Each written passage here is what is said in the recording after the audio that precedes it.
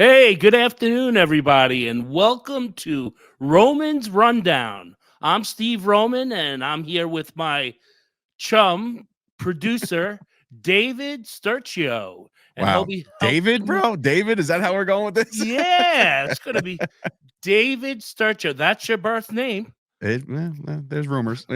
Rumors are true. Okay, so just wanted to introduce us. We're going to be doing a wide variety of topics on my podcast. Um, get ready for a hilarious, engaging podcast. We're going to cover everything from news, current events, sports, some parenting topics. And again, I'm Steve Roman. I'll be your host. I'll be working with Dave Sturcio. We're looking to dive into all of these topics with you. We're looking to have a lot of fun and get this podcast rolling. Okay. Um, you're definitely going to be in for a treat. Let me give you Roman's rundown. We're talking about the hottest teams right now in the NFL. We're doing a broadcast. We're going to focus on the NFL this particular podcast because we're right in the middle of the season. We're ending the season. We're entering the playoffs. We're actually sort of deep into the playoffs already. And we've had a lot of big upsets, a lot of crazy games, and a lot of things to talk about. Unfortunately, for me, as you guys know, being on Jimmy Palumbo's show, shout out to Jimmy Palumbo, who's a great guy who got me started in on this. Really appreciate that. Thanks to Jimmy for having me for several shows, introducing me to the podcast and the sports world. Also a Giant fan, miserable like me. Dave is a Cowboy fan who had a good season, but again, an unfortunate end to a positive season, but a horrific ending to for the Cowboys and their fans. I did. Death, taxes, and getting eliminated in the playoffs seems to be only guarantees in life for me right now. Yeah, well, It's like, unfortunately, yeah, it's. I feel bad for the Cowboy fans because, listen, we're all fans. We love our teams. We live and die with these teams. If you're a real fan, and it's hurtful. A friend loses. Listen, you tease them, you have fun, but you know the feelings they're going through. So you don't want to really kick them while they're down. We're already down. So you want to get satisfaction on being a bully. It's kind of disappointing to see the Cowboys come out and do that again. It was frustrating. As a fan, I appreciate Dallas's skill set, their players. I appreciate the owner and his unrelenting, just always wants to win. So you have to appreciate that. He's always spending money. I like that he's always giving players second chances. Jerry Jones, he's been known for that. And the organization it's a class organization. It really is. It's family run. And they just can't piece it together to get to the end game. I don't know exactly what it is. Dave, do you have any thoughts at all? I know you're frustrated. I know it was a great season. I know you're coming off another loss. But seriously, where do you go? Who are you upset with? Is it? I know you're really a diehard, and I know you appreciate all the things I just went over. I don't need you to go over that. I just want you to express your feelings on where you're at. well, right now, being that it's Wednesday and like I've had some time to digest this entire thing, and the world has moved on from the Cowboys as they should. But Jerry Jones, being who he is, he's still in the headlines because of the fact that now decisions have to be made. You know, he's either gonna let Mike McCarthy walk, or he's gonna try to go get Bill Belichick. There's so many rumors right now. But as far as a feeling is concerned, like I'm more numb to it, man. And it's weird because like this is the first time that we've gotten. I mean, this is the worst loss I've ever seen in the playoffs as far as like getting just trounced, right? But like halfway through it became a little bit of like a snicker, you know, just like there we go again. You know what I mean? Like it's so we're so programmed as Cowboys fans to not get to this extra leap, and we haven't been to the NFC championship game since 95, haven't won a Super Bowl since 95. So it's been a long, long time. And I think that Cowboys fans are, there's two sides of it. You're either completely fed up or you're just like, okay, I guess next time around we'll see. But that's kind of where I'm at right now. I'm just like, let's see what happens next. Let's see if Jerry Jones decides to pull the plug on Mike McCarthy and try to start something new. My gut right now is telling me that McCarthy is going to be around again. He's got one more year left on his deal, and so does Dak Prescott. So in that regard, I think the Cowboys are going to be status quo, and I think that might piss off a lot of Cowboys fans. Right.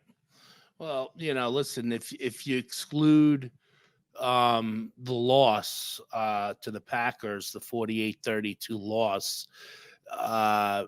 the season was a productive season. You guys had a good year. You got a lot of good players.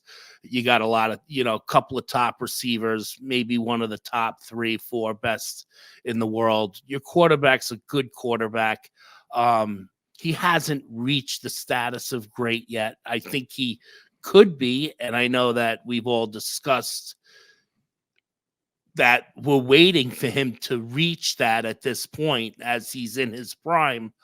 Yeah, I mean that was his 8th year.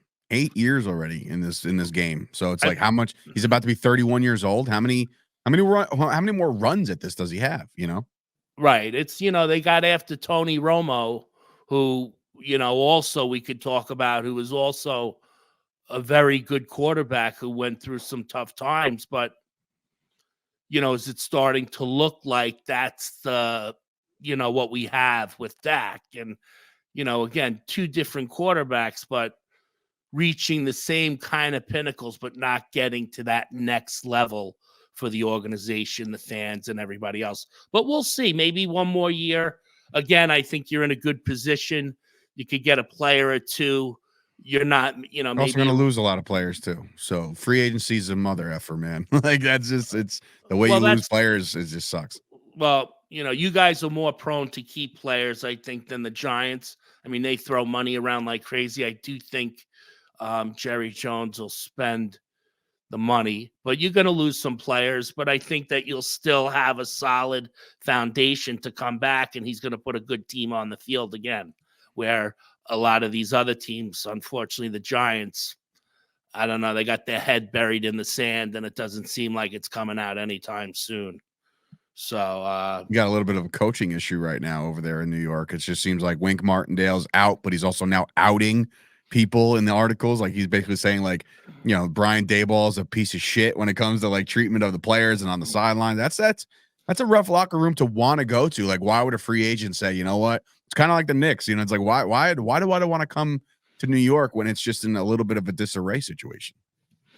That's a great point. I mean, really, you got to think about that nonsense with Martindale going public. We saw some of it while, we did Jimmy's podcast. We saw them running down the sidelines. We saw a lot of the debauchery during the games, which we discussed, which didn't look good. It's not professional. This is not little, even college, or there's the best players in the world behaving like that. You got to be able to have a coach that keeps it together. I do agree with you. I mean, the Giants are in just such disarray. And then for your defensive coordinator to throw out the team like that, in public and say, listen, it's just a mess back here. And this guy's trying to make me the scapegoat. Let's look at the head coach and see what he's up to. So Right. it's something the Giants really have to look at. They're going to leave that status quo again. I mean, what are the players? What kind of representation is management showing the players, these younger kids, that you can't, you have issues there? Yeah. And you're preaching one thing but doing another. It's not a good fit right now for the Giants. And I don't see the GM really making a big demonstrative change with them. I mean, he had one good year, D-Ball, really. It was a decent year. It was a low. I think it was because it was a low expectation year that it seems so good. Like the Giants are coming into that season. They'll win 4 or 5 games, and all of a sudden you're a playoff team. You're like, oh, okay, like we got something here. And yeah, I just think there were a couple bad injuries, suffered this year the talent levels was, up and down. Like you went out and got Waller, and people were like, "Oh, I can't wait to see Daniel Jones with a real tight end," and it just never panned out. He couldn't stay on the field. Saquon Barkley's contract shit just kind of ate up a lot of your of the attention of the Giants fans, and had to figure out how to pay him, how to keep him happy, right? So I don't know, man. The Giants are in a little bit of a tough spot now. I ask you, you're a Giants fan through and through, and obviously you have, I believe, the sixth pick in the draft. Um, there's going to be a lot of changes, but like, are you in the mindset no matter what, you got to get a quarterback, or can you address other positions right now while knowing that Daniel Jones will be back maybe mid-season next year, but also maybe go sign a free agent like a Jameis Winston, or maybe bring back a Tyrod Taylor or something like that? Are you in this get that quarterback now because we're so high in the draft, or are you just like, look, there's too many other holes, we got to figure this out? I would look for a quarterback right now. I think the Giants need a quarterback. They need stability. They haven't really had stability. I liked when we spoke about briefly the quarterback from Denver.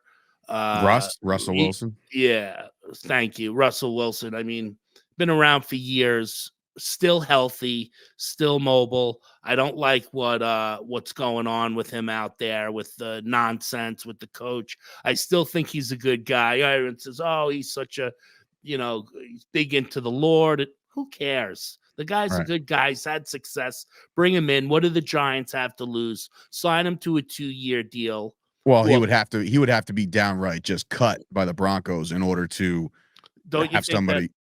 Sean Payton's going to do that? I don't I think see. so too. It's going to be like one of the most Eat it. historically horrible contracts Contract. to Yeah. eat in like Yeah. history of the NFL. So that's rough.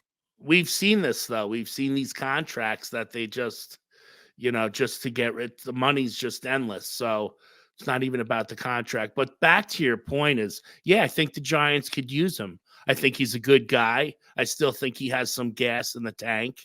I think he would bring some stability and then bring in a couple of players, around him. They don't have to be the greatest players, the biggest names, but try to get a decent line. Try to protect him a little bit. He's still Yeah. mobile, Yeah. So I'm as a Giant fan, we need change. We need something demonstrative and big. You want to hang your hat on Daniel Jones and wait another year, and it's frustrating. It's over. The season's over. We all have to wait now till 2025.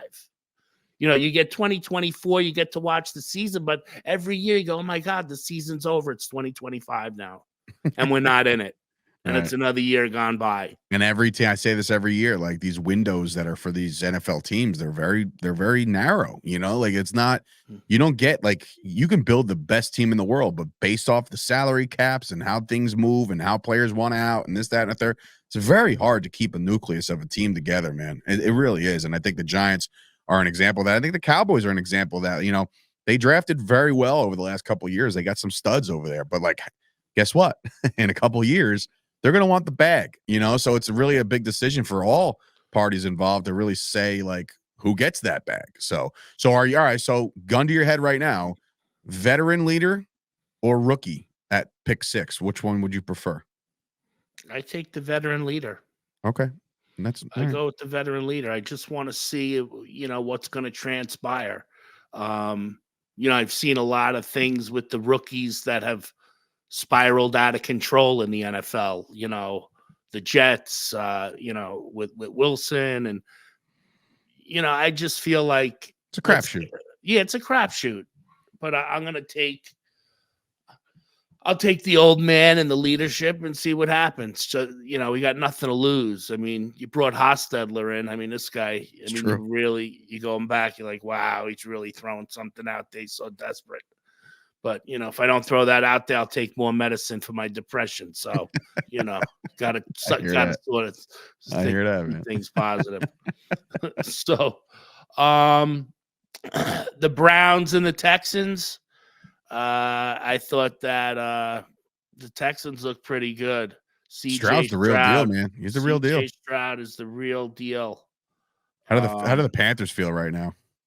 That they had the pick and they just botched it. They just like, nope, Bryce Young's the guy. Right? Like, right. okay, go ahead, go for it. And he's He just never panned out. Not yet, at least. I mean, I know it's going to still take some time, but man, Not like CJ's on another level right now. yeah, he's fantastic and a nice kid too. Yeah, Very yeah. humble. You like to see that today. I find, again, being an education ex-teacher, even coaching, um, the humbleism, just to be like a good person. It's a little refreshing today. I like it.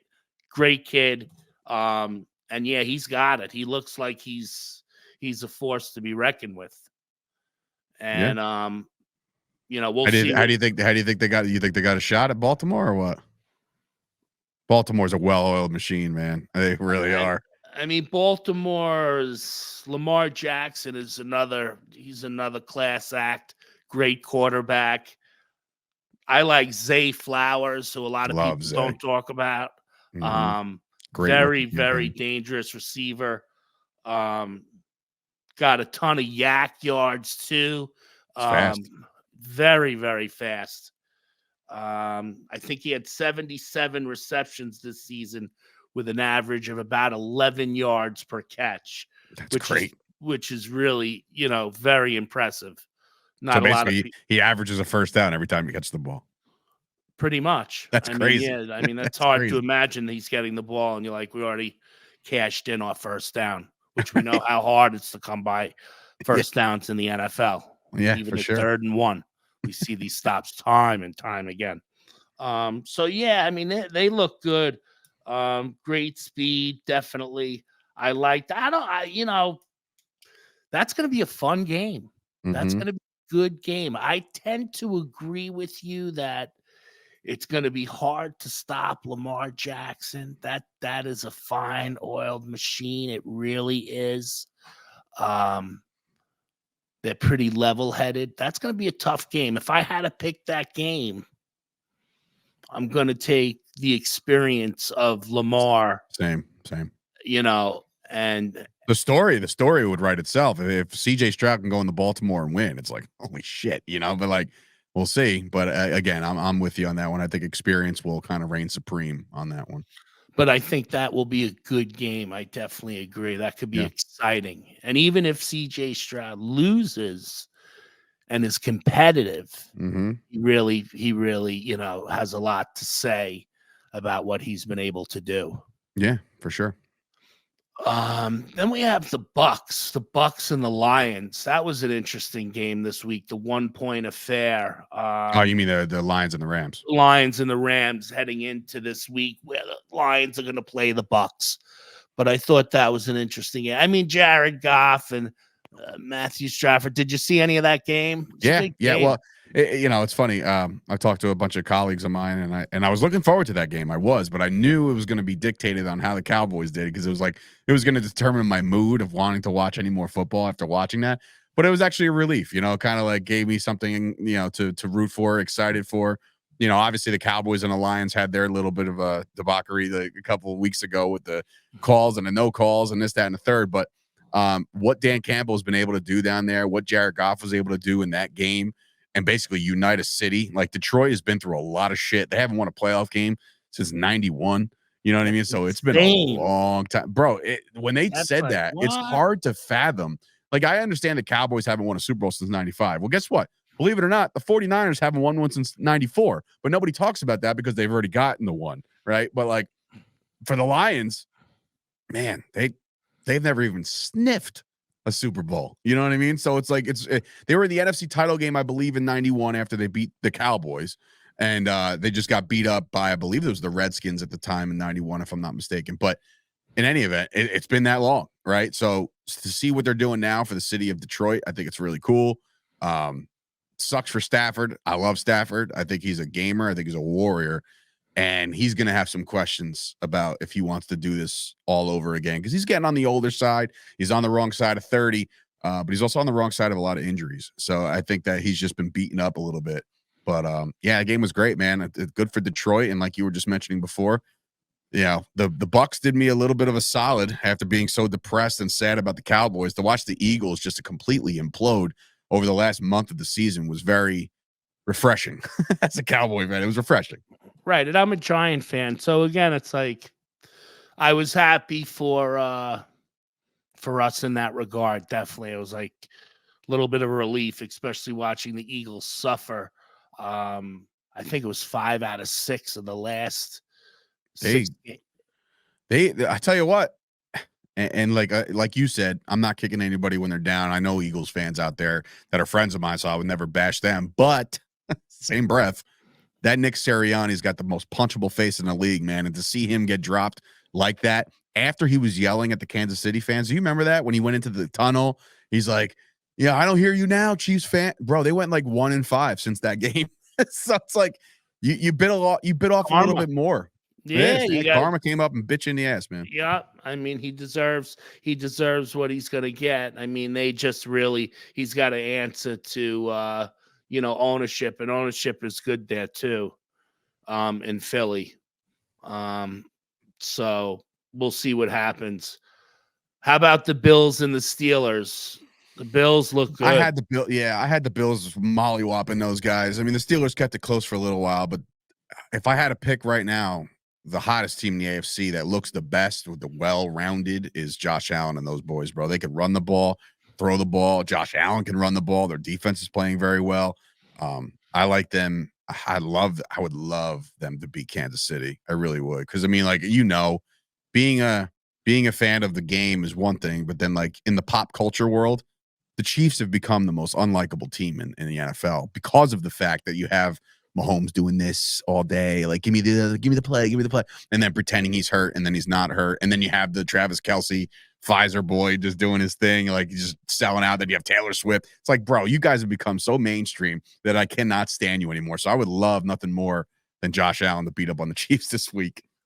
Yeah, well, I agree. I'm a big Josh Allen fan. He's really he's had a couple of tough games where he just wasn't himself, but I think overall he's a beast. I mean, he's a big man. He's hard to bring down. He's Mm-hmm. got a tremendous arm.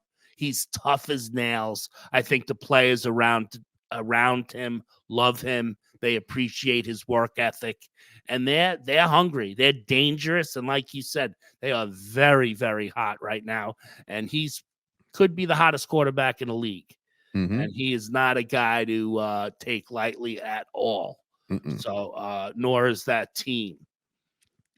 Um, so we also have the 49ers Packers game, which looks like that's going to be looked lovely. I mean, I he can't really. believe the Packers did it again. They went from Favre to Rodgers, and you're like, Rodgers leaves, you're like, now they're screwed. No, they found another one. They found another really good quarterback. Yeah, I can't believe it. He was very impressive to watch. I mean, and where he came from, like you said, it was Favre, Rodgers, and say, there's no way this kid's going to be able to fit in. And I give Rodgers credit. Rodgers did say this kid is going to be a good quarterback. He Mm-hmm. did. I'm not. Rodgers can be another one that gets in the mainstream too much, gets on my nerves sometimes with his BS. But I'll tell you, he did call Love. He called him out as a kid that's a good kid, was going to be a good player, and he's proving Rodgers right. He is a good quarterback who has good control of that team and seems like also another good guy. So I Yeah. like him too. He's going to have his hands full with the 49ers. I'll tell you that right now. But Purdy's going to have his hands full too. He Yeah, I will. mean, I just saw Dak kind of crumble against the Packers defense, and not saying that. Look, there's a lot of people are out there like that's fun. The Packers had their day, but now they're about to just get the shit kicked out of them by the 49ers, and the Cowboys were 7-point favorites, and the Niners are 9.5-point favorites. So the Packers are playing with this house money mentality, and well as anybody else who are a sports fan, if you're going in there loose with nothing to lose and you just can play free, that's a dangerous team to run into, no matter where you are. Like they just came into Jerry World, in which the Cowboys didn't lose a game this year at home, right? And they just came in and fucking sparked them. So why not? Why can't that happen again? And go into I almost said Candlestick, same thing, Levi or whatever it's called, and take down the 49ers. Like 49ers haven't played a meaningful football game in 3 weeks. Think about that. They Yeah, didn't. They rested all their starters in weeks 18. They didn't play in wild card round, and there's another week of preparation. So you're looking at these guys, and well, yes, it can help for their their bodies and preserving and making sure that their injuries are right. But there's something to be said about a team that can get on a roll. Like the Packers just beat the Cowboys. The 49ers haven't played a real good game in 3 weeks. And in a final game, they were actually struggling against Washington a little bit on week 17. So I guess you never know, man. It's the NFL, man. That's what makes it great. you're 100% right. I mean, it wouldn't be completely surprising if the Packers just ran this out. I mean, it wouldn't be like that's impossible the way they've looked. I You mean, just saw it. like you just said, it's the NFL. We've seen things happen as NFL fans over, decades that were like, what the just happened here? I can't believe you even Dallas's field goal kicker, I think, missed the extra point, which was like It was to the point where it's like anything that can go wrong will go wrong. And that's what it right. And this was. guy's the best kicker in the league. Right. But it was just a bad day. So, um, yeah, I agree with you. So I don't know. They could go in there and Green Bay could cause all kinds of problems for the 49ers. I do think that the Niners have a significant advantage in playoff experience over the Packers, as the Packers hold one of the youngest offenses in the They are NFL. the youngest. They are the youngest. They Yeah. are the youngest. So I was looking at that and I thought to myself, certainly San Francisco has no doubt one of the most talented rosters out there with experience.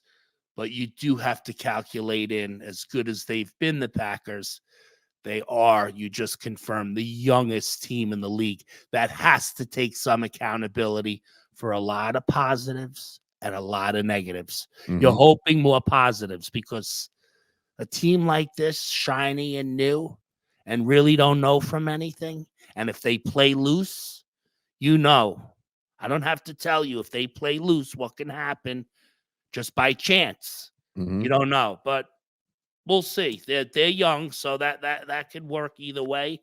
I'm looking forward to see that game. San Francisco's loaded. Bosa did say he's concerned with Love, that he is definitely a guy that they've got to watch and they have to contain because he's very mobile too. Mhm. He can create a lot of plays, which we talked about. Yeah. So, very interesting there. Um,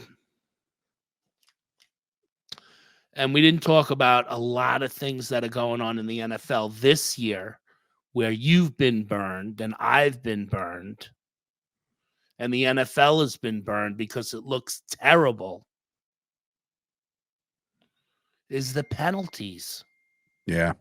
Yeah. Game, we don't know what's going to happen. Right. You don't know what's going to happen with 17 seconds left and a 45-yard pass thrown by Love. And it's a clean play. And all of a sudden they see it as passing interference. Mhm. Field goal just won the game. This has happened all year long where the NFL, you have Roger Goodell, he's making $50 million to manage this league, needs to get that right. He needs to get the officiating in a better place. I mean, you have these calls to New York, you have the replays. How can we continue to watch this? And then you walk away because they still didn't get it right. I've said that a bunch of times, like, especially when they go to reviews. I was like, "Wait, you reviewed it and still got it wrong. How did you do that?" That's the whole point of the review, isn't it? Like to actually go to New York and say, "Hey, we're not getting a good look. How about you guys?" And then they're like, "All right, this is the call." And you're looking at it, you're like, "That's not even fucking close." You know what I mean? Like, where you come up with this shit? I've said it since day one. You want to talk about the conglomerate that is the NFL, the juggernaut. These guys have more money than anybody ever.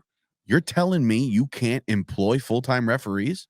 You can't get a batch of there's 16 games a week at max, right? If there's nobody has a bye, right? You're telling me you can't get, 40, 50 guys on payroll every year to make sure that they're zeroed in on the rules, know the game, right? You got, and this is no disrespect to the females, but all of a sudden you got female referees running around there. You got new referees that we've never seen before running around there calling specific penalties that have cost teams either games or broken up spreads. You got to start thinking about the integrity of the league, and I hate that for the NFL. Like, think about it, Steve. Like, if you turned on, let's just say, I don't know, the Chiefs Dolphins game, right? Let's just say that they're playing, and there's just laundry after laundry after laundry, and that was as a consumer, that was the first game you ever watched, ever, as a fan. You're like, I don't know what football's about, but let me go check it out.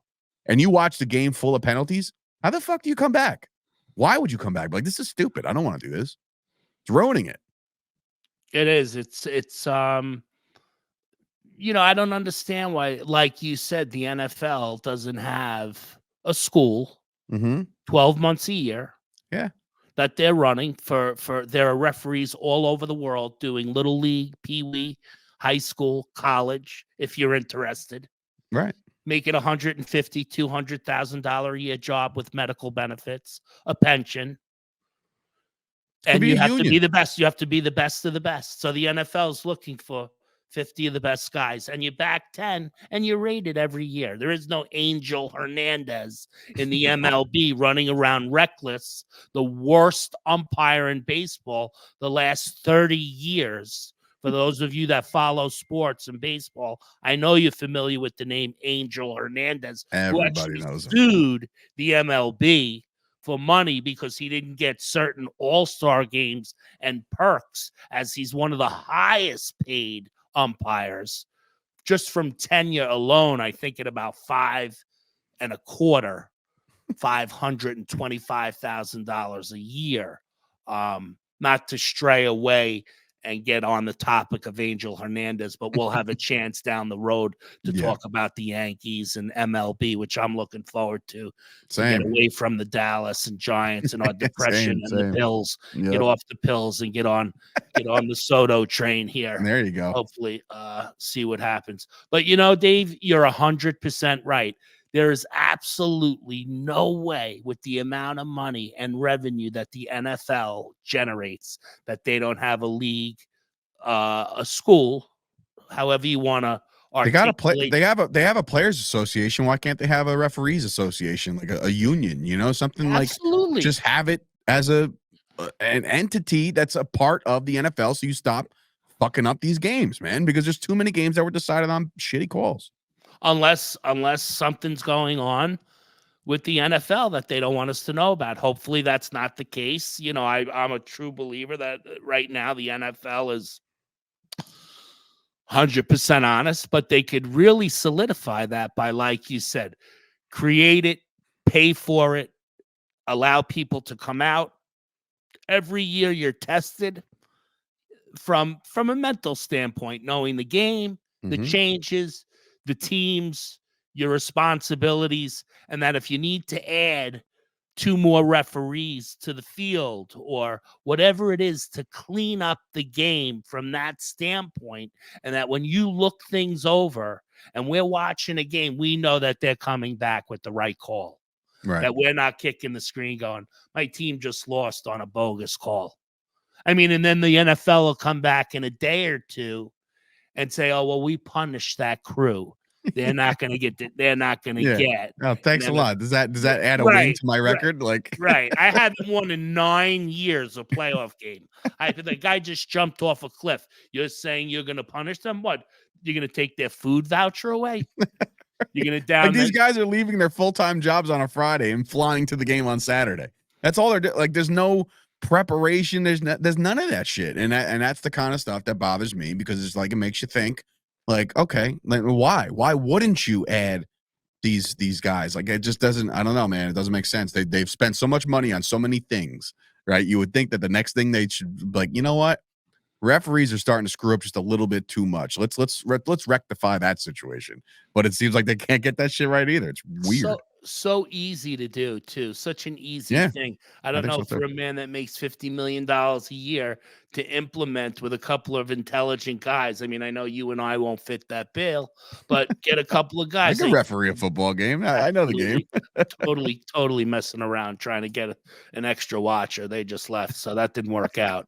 But, you know, the reality is that shit, I mean, put it together. I mean, you make a fan say, "Hey, listen, the NFL is spending $50 million a year, which is chump change. You're paying your the guy to run the league. Whatever the number is, it's not even gonna equate to $50 million a year. Might equate to whatever it is, but you're saying, wow, the NFL's taking their referees seriously. They're implementing certain things that aren't going to happen anymore. Right. And you know, it's selling your fan and everything else. I'm not a big fan of the female referees either because it seems like the NFL's trying to be politically correct all of a sudden. And listen, if those girls went through the training and the schooling and you said, hey, Steve, they came out, they have the experience to do what needed to be done to get there instead of just the NFL putting them on the field. And maybe they are qualified, and I'm sure they are based on the qualifications, which are not that stringent, based on the games that are called Correct. and the things that are going on. Right. So I guess You think they hypothetically, you think there would be a like a personal vendetta with these female refs? Like, it'd be yeah, just I like think we would have a lot. I mean, you could only imagine the picketing that would be going on outside the stadium with these women. I mean, I'd have to go in with hot chocolate and PR and say, listen, you guys are fine. It's nothing about you being a female. In fact, I love everything about you. I just want you to go through the schooling like everybody else, male or fair. female. As long as you get a 95 percentile on the 6-month program that the NFL's training you, and you come in making 100. And then if you're that good, you can get 100 and a quarter. And then Mhm. after 5 years, you're tenured. You say, oh, what's the top pay? 250. And there is no other job. $250,000 today for a single And with you gotta benefits. study tape just like everybody else, and you Right. gotta do all the shit that players do to prepare for games. You guys also gotta be on your A game too at all times. You change the whole outlook of the league. You Yeah, really would. 100%. And 100%. you get your fan base a little more solidified, and a lot of guys that lost tough games, fans, teams, owners, that would be straightened out for Right. minimal money based on how much the NFL makes, which you I and I agree. discussed. So Mhm. that's something I'd love to hear feedback from the public out there. Anybody that's listening to Dave and I, your thought process on the NFL upgrading that whole entire um, crew Yeah, because you from know what? You don't wanna be talking about this kinda shit every year. You know what I mean? You don't wanna go into the conference championship round and be like, "I can't believe the Texans lost because of a holding call that really didn't exist." You know what I mean? Like, you don't wanna do that to a team that's been busting their ass all year long and get a complete like, they go home, because of a bad call. It's just you don't wanna have this conversation. You have it now, you rectify the situation now, and you won't have to have this conversation again. That's all. Right, I agree. Get it done. I don't think it's gonna happen.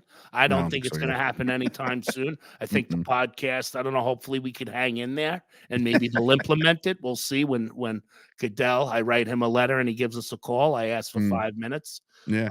Rejected. All right, but we'll see what happens. You never know. Um, so yeah, that's something to think about, certainly in something they can clean up in the NFL, but we'll see what happens there. Um, But yeah, man, we covered the NFL, we covered the officiating, we got a little bit of a nice intro going here. I think the listeners will be happy going forward. I think there's going to be a lot of conversation to be had. Baseball is coming back. We haven't even touched on the Knicks. Like the Rangers are playing good hockey. You and I are both dads. You know what I mean? So like we definitely touch on a lot of stuff with that as we go. So yeah, it's going to be a lot of fun, man. yeah, I think we'll try to, get an audience going, try to get a little comedy in there, get a little funny, say some stuff that's captivating to people, not drag it out, and see if we could get some feedback, positive feedback. Look, we'll know in a few months how it's going, and if it looks like it'll catch, and we'll get better. It's not going to Yeah. happen It's not going to happen in your first session. You're not going to, I think once you loosen up, It's like therapy. it's like that. Yeah, no, it's like therapy. Yup. And, there's a couple of moments where you feel a little looser. I let go. I caught you on a giggle. It was legit. That's some of the things I'm looking forward to building on in 35 minutes, that they're giggling like us and we're making some key points about whatever the topic is. We're talking about our kids, punishment. Listen, I tell people, my girls are 15 and 12, and they've been writing punishment letters from the day they were born. So as soon as that action, and you have a daughter and a son, so you have the best of both worlds. I have just girls. So I'm the only man in the house. But God bless. yeah, when I tell these girls, I'll tell you stories about them writing letters. They have files, A to Z, apology letters on I mean, they come down the stairs sending down letters on a hook and some fishing string, because that's how crazy I get here with the expectations that they have to remember. They have everything we didn't have. And Correct. that's how I look at it. I look at it like these kids are you look at what your wife does. You look at how you guys work together to try to keep these kids. You'll see in 5 years how much different it is. My daughter's in high school now. You'll have them in sports. Sports is a huge outlet. We'll talk about parenting. I can't wait to talk about the failures of parenting. Get a few people on the line and say, hey, For sure. Explain some of the details about a behavioral intervention plan called a BIP. You have a BIP for your kid. You're suffering. I'll write it for you, but you have to implement it. I'm with it. I'll take a couple of calls a week, because you're going to tell me that they're still sitting at the table with their phone, or they're not, or that's awful. I mean, I'm in the. They want to watch TV a lot, even during dinner, and I'm just bro. It's like listen. Sometimes, and this. Yeah. I'm just saying, this. Like, there's ways that you live to fight another day. Sometimes, you know what I mean. Like, if there's a temper tantrum happening, I'm like, watch whatever the fuck you want. Just stop screaming. See, that's where I've had to deal with Child Protective Services. Where wrestling becomes, and I'm not a wrestling guy, but all of a sudden I got someone in a sleeper hold, and that tantrum, all of a sudden they're grinding their teeth, slowly losing the tantrum, and my wife's going, "Really?" I go, "Yeah." She's turning blue. It's like, it's a nice shade on her. I go, one time only. It was a one time. Well, listen, with my little one, and she's a run for her money. It was a one-time thing. But listen, it's a constant battle. It's a constant battle. It never stops. Like, I was listening to Jimmy. Jimmy's like, "Oh, hello, baby." I tell my daughter's 14 years old, playing varsity softball, winning the county championship here, playing with kids that are 18. They're all going to the prom. They're picking my 14-year up to go to Taco Bell. I don't even know where she is. And I'm going, she's like, yeah, I mean, and I'll tell you the story where she was cutting class. My daughter's on the honor roll cutting class. I said, what are you cutting? You don't even have any friends. You're in 9th grade. Well, she was hanging out with kids that were 18 years old, graduating, going to UConn, taking scholarships to Hofstra, Stony Brook. 9 kids graduated, but they were calling my daughter 14, little freshie. Batted 5th, was a pitcher, pitched 6 games, shared first base with a senior, but grew up real quick. Did I ever think my 14-year-old was going to be pitching in the Long Island Championship her first year in high school? I mean, I put a shitload of work into her just because she was interested. And being that she was interested, I ran with it. Yeah, I was a baseball player. I wanted to facilitate. People around me, the Little League, was saying, Steve, why are you going to lessons? Why is your daughter? I said, she's interested. It's something to do. I said, what's the alternative? Sit home and put her on an iPad, or let them be socially fucking stupid, or looking at TikTok or some shit? I said, no, she's interested. So now 5 years later, all these little league kids are going, holy shit, my daughter's in the paper as a freshman. Listen, it was just the fact as a freshman at 14, you were able to play and start on a varsity team, win the Suffolk County Championship, play in every single game, and be liked by girls that are 18 going to college. I mean, Yeah. that's what I'm looking for. And my little one's a better athlete than my big one. But she Wow. came home yesterday crying from JV basketball practice. Like, I get it. I'm picking her up at the school, and I'm like, fucking more 15-year-old drama. I'm going, oh my God, what is this bullshit? So now I got to put on the game face. I hear, so I'm like, yeah, well, I go, Eva, what's going on? What's the matter? She goes, oh, the coach was talking to the varsity coach about how I spilled hot chocolate on Saturday on the court because he brought in bagels. And, you know, I'm supposed to be a captain and be able to, I'm like, I'm listening to this about a hot chocolate spillage. I'm going, I got crying from 15-year-olds over a hot chocolate spillage that the coach brought in for them to share. He's being a little bit of a hard ass about the hot chocolate and teasing her. Listen, he's coaching 15-year-old girls. I get it. You know, he's teasing them. So I said to my daughter, I go, listen, my wife's like, I'm calling the athletic director that she's upset. I said, listen, she's playing every minute of every game. She's a starting power forward. He named her captain of the team. He knows she played varsity softball last year and won the championship. There's a lot of variables on why he's riding her. Yeah, of You're course. not calling the athletic director, you jackass, to she stayed. I thought she might go, but she stayed 30 years later. And she's like, and my wife played at Virginia too. My wife played No, nice. Well, hey, listen, and your mic went out again, but more on this as we as we go. You're gonna listen to the Steve Roman show, Roman's rundown each and every. I believe we're gonna try to air these on Thursdays to try to get the recording on Wednesdays. Guests coming out. So for Steve, on behalf of his audio issues, and of course myself, Dave Sturchill, we will see you guys next time on Roman's Rundown.